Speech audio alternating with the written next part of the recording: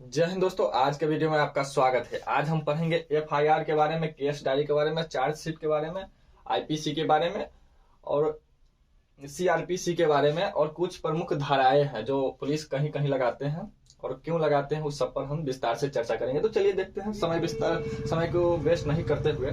तो सबसे पहले एफआईआर, इसका फुल फॉर्म होता है इंफॉर्मेशन रिपोर्ट। इसका फुल फॉर्म होता है फर्स्ट इंफॉर्मेशन रिपोर्ट, यानी प्राथमिकी दर्ज करना है।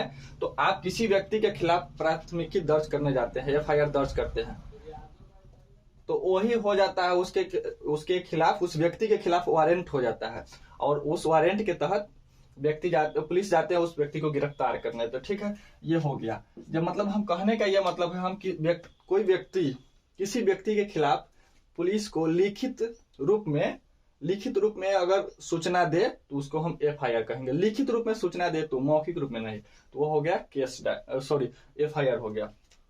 केस डायरी, अगर केस डायरी क्या होगा, तो केस डायरी यह होता है, अगर सूचना देने के बाद, यानी कोई व्यक्ति सूचना दे दिया पुलिस को, लिखित सूचना, उस सूचना के तहत अगर पुलिस जाती है उस जगह पर और छानबीन करती है और डायरी में लिखती है, तो वो हो गया केस डायरी। उस केस डायरी में पुलिस जैसे चाहे वैसे विस्तार से लिख सकता है, लेकिन पुलिस को कुछ पैसा दे दिया जाता है और पैसा देने के बाद पुलिस उस व्यक्ति के पक्ष में कुछ कम लिखता है और केस कमजोर हो जाता है। दूसरी बात यह हो गया, ठीक है। चार्जशीट अगर फाइल हो जाता है तो चार्जशीट पुलिस के पास रहता है, तब तक एसआई को पूरा फुल पावर रहता है, सीओ को पूरा फुल पावर रहता है, मतलब केस चार्ज का, इंचार्ज का। और अगर कोर्ट में सबमिट कर दे तो वो पुलिस के पावर खत्म हो जाता है और उस चार्जशीट के हिसाब से केस कोर्ट में चलता है। ये हो गया चार्जशीट। चार्जशीट में क्या होता है कि इसमें आईपीसी के धारा के तहत लिखा जाता है, मेन धारा लिखा जाता है। उस धारा के तहत क्या क्या कांड हुआ है उसके हिसाब से धारा लगाया जाता है और चार्जशीट में लिखकर भेज दिया जाता है कोर्ट में। ये जब तक चाहे, मतलब कम से कम साल भर तो आसानी से रोक सकता है चार्जशीट को पुलिस, लेकिन अगर कोर्ट से संदेश आ जाए तो भेजना पड़ेगा। लेकिन इसके पास बहुत पावर रहता है, बहुत लंबे समय तक रोक कर रखता है, ठीक है। अगर जिस पार्टी के खिलाफ भेजना है, अगर उस पार्टी में कोई दो पार्टी होता है तो उस पार्टी अगर पैसा दे तो जल्दी भेज देता है, अगर पैसा ना दे तो बहुत लेट से भेजता है। तो ये हो गया चार्जशीट। आईपीसी के बारे में समझिए। आईपीसी क्या होता है? ये लॉर्ड कैनिंग के समय में 1861 का एक अधिनियम आया था, एक्ट आया था, उसी में अपराध की परिभाषा के बारे में बताया गया है। आईपीसी के बारे में बताया गया है, अपराध की परिभाषा बताया गया है आईपीसी में, इतना ही जानिए। तो आईपीसी पुलिस लगाता है, आईपीसी अगर केस होने के बाद आईपीसी पुलिस लगाता है और चार्जशीट के माध्यम से भेज देता है कोर्ट में, ठीक है। सीआरपीसी लगाने का पावर सिर्फ जज को होता है, कोर्ट में सिर्फ जज को होता है लगाने में, कि जज इसी के तहत सजा देते हैं। कितना सजा दिया जाए और क्यों दिया जाए, कारण क्या है, ये जज के माध्यम जज देता है सजा, ठीक है। अब चलिए जीरो एफआईआर के बारे में जानेंगे। जीरो एफआईआर 166A के तहत जीरो एफआईआर किया जाता है। जीरो एफआईआर क्यों किया जाता है? अगर किसी थाना में कोई व्यक्ति रिपोर्ट लिखाने जाता है, अगर वो पुलिस रिपोर्ट नहीं लिखता है तो दूसरे थाना में जाकर उस पुलिस के खिलाफ एफआईआर किया जाता है, उसी को हम जीरो एफआईआर बोलते हैं। 166A के तहत होता है, ये पुलिस के विरुद्ध किया जाता है। समझिए, इतना बात समझ आ गया। बेल यानी जमानत।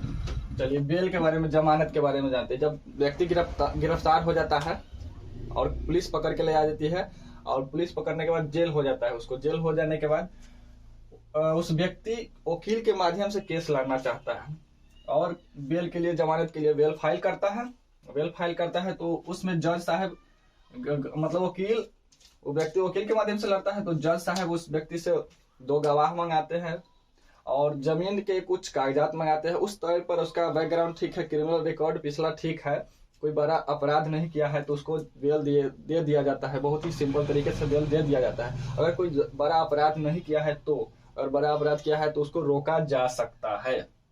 तो यह हो गया गिरफ्तारी के बाद बेल होगा। ये बेल हो गया सिंपल, गिरफ्तारी होने के बाद ही बेल होगा। ये बेल हुआ जमानत। अग्रिम जमानत होता है, एंटीसिपेटरी बेल। ये व्यक्ति है, जो अगर केस हो गया, उस व्यक्ति को पता चला, तो गिरफ्तारी से पहले अगर बेल करा ले तो उसे अग्रिम जमानत कहते हैं, और जमानत कराने के बाद जाके पुलिस को जाकर दे देता है, तो पुलिस उसे नहीं पकड़ती है। ये बात समझ गए। न्यायिक न्यायिक हिरासत यानी जुडिशियल रिमांड, ये जमानत खारिज होने पर अगर कोई व्यक्ति जमानत के लिए बेल फाइल किया, अगर उस व्यक्ति मतलब कोई बड़ा अपराध किया है तो उसका जमानत नहीं हुआ, किसी कारणवश नहीं हुआ और उस जमानत खारिज हो गया, खारिज होने के बाद जज साहब क्या करते हैं, उसको न्यायिक हिरासत में भेज दिया जाता है, जेल में भेज दिया जाता है अंदर। उसमें पुलिस पूछताछ नहीं कर सकता है, न्यायिक हिरासत में पुलिस पूछताछ नहीं कर सकता, उनके पास अधिकार नहीं है। अब एक होता है पुलिस रिमांड। पुलिस रिमांड में होता है क्या है, पुलिस रिमांड अगर इसी पहले न्यायिक हिरासत में भेज दिया, अगर पुलिस को सबूत नहीं मिलता है तो पुलिस जाकर कोर्ट में कहते हैं जज साहब हम आपको जिस लाकर दिए थे जिस व्यक्ति को, उसको हमको रिमांड पर दीजिए, 14 दिन का रिमांड पर दीजिए, और हम उससे कुछ पूछताछ करना चाहते हैं, सबूत इकट्ठा करना चाहते हैं। तो कहता है ठीक है, अगर जज साहब की इच्छा होगा तो देंगे, ना इच्छा है तो नहीं देंगे। अगर दे भी देते हैं तो बोलते हैं कि 14 दिन में आपको वापस कर देना है। पुलिस रिमांड, इसमें तो आप सुरक्षित रहिएगा, न्यायिक हिरासत में जुडिशियल रिमांड में आप सुरक्षित रहिएगा। पुलिस रिमांड में यहीं पर ज्यादा गाड़ी पलटता है और फायरिंग वोरिंग होता है, समझ में आ गया। इसमें 14 दिन का होता है, ऐसे तो टाइम 15 दिन का होता है, लेकिन 14 दिन का टाइम इसलिए दिया जाता है कि हर हाल में उसको 15वां दिन जमा कर दे। अगर 14 दिन का टाइम न दिया जाए तो वो लेट कर सकता है। ठीक है, इतना बात आपको समझ में आ गया होगा।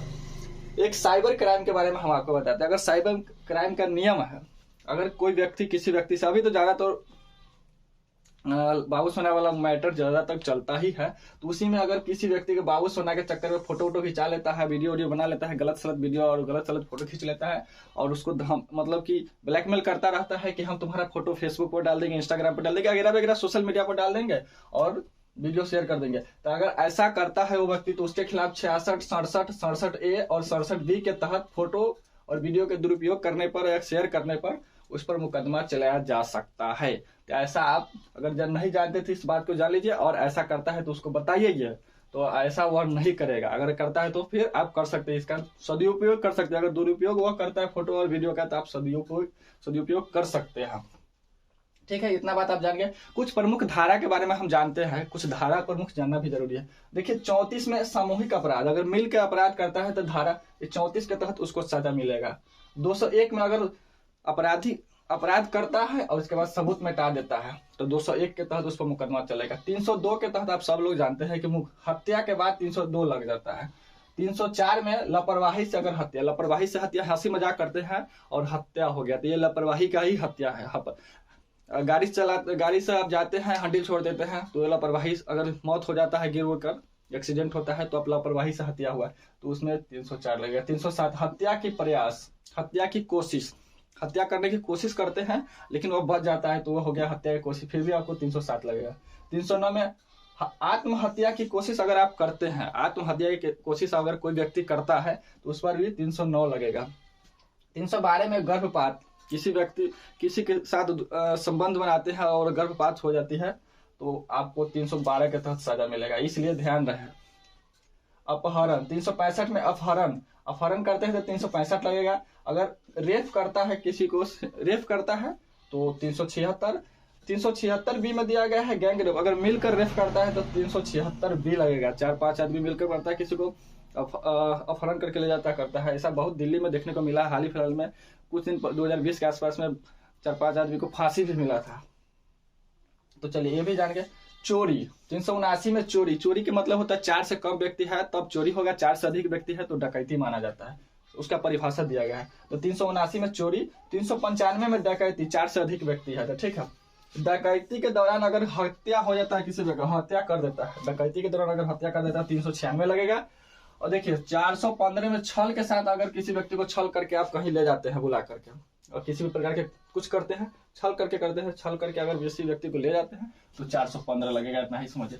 420 में अभी तो ज्यादातर प्यार मोहब्बत वाला बात ही चलता रहता है, अगर धोखा देता है बाबू सोना वाला तो 420 लगेगा, समझ लीजिए। पहली पत्नी के होते हुए अगर दूसरी शादी करते तो 444। 497 को भी रद्द कर दिया गया है कि किसी दूसरी महिला के साथ संबंध बनाने पर लगता था 497, लेकिन आप 497 रद्द कर दिया गया। आप बना सकते हैं अगर इसकी इच्छा हो तो उम्मीद करता हूं कि आपको सब बात समझ में आ गया होगा। तो मिलेंगे एक और बेहतर वीडियो में, तब तक के लिए जय हिंद, धन्यवाद।